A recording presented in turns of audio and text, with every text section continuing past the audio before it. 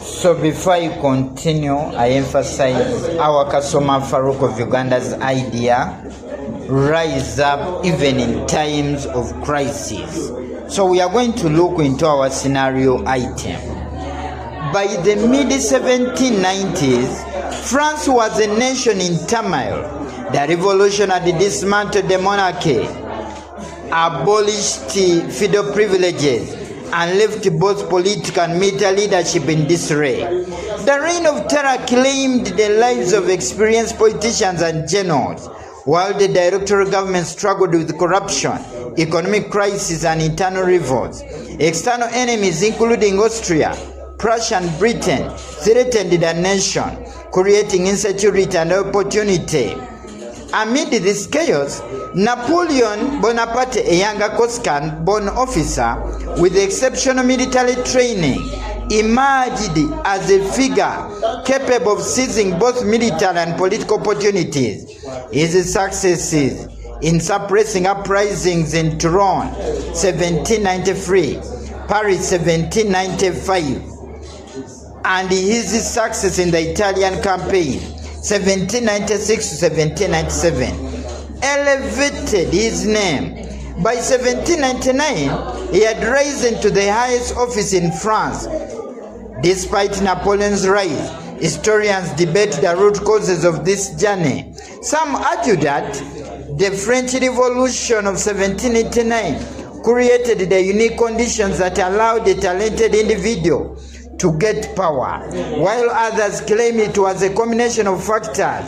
In a public lecture organized to promote the life of this talented Jean of France who rose to prominence, the guest speaker has been requested to make an analysis and enlighten the public whether it was the French Revolution or a combination of many forces. Task: prepare a document the guest speaker in this public lecture will use. So, at first we need to introduce who was Napoleon Bonaparte. So we are saying Napoleon Bonaparte was born on 15th August 1769. He was born at the village of Ajaccio on the island of Corsica, which had been annexed by France from the Italian Republic of Genoa in 1768. Thereafter, he was born as a true Frenchman of the Italian descent. He was the second born in the group of 8 children that survived childhood out of 13. Napoleon got education from Brienne Military Academy, where he spent 5 years and later transferred to École Militaire, Paris. He graduated in 1785 at the age of 16 with the rank of the second lieutenant in an artillery. So he was an artillery officer. So we need to know that in 1799 he staged the coup of Brumaire.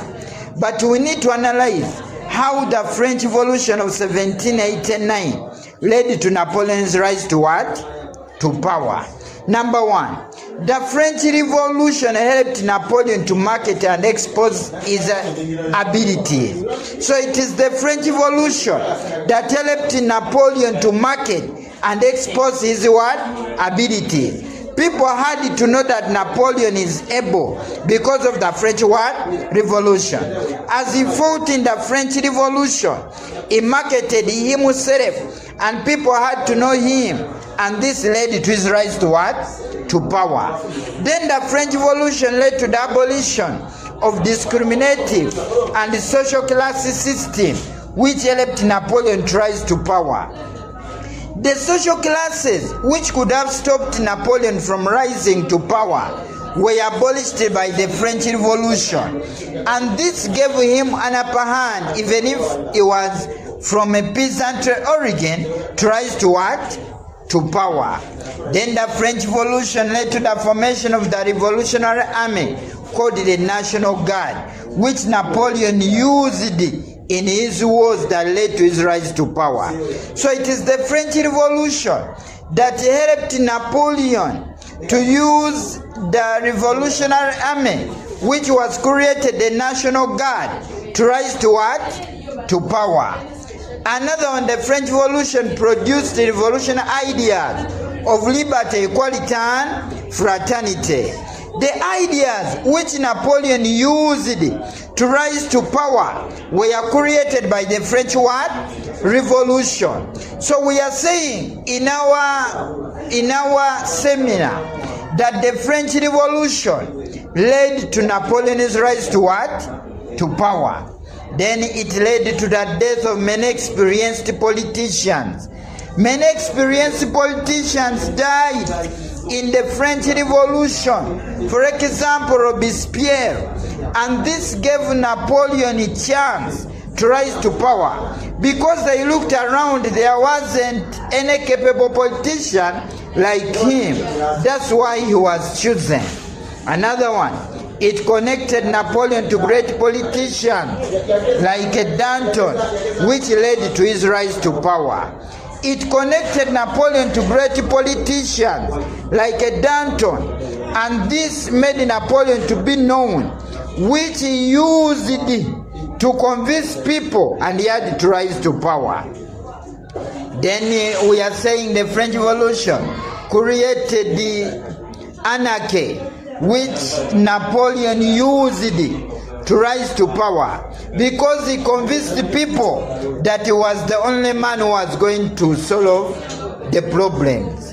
Then the French Revolution helped Napoleon to marry Josephine, which the marriage of Josephine and him great connections of great people like Barras, and this made Barras to campaign for him, which led to his rise to power.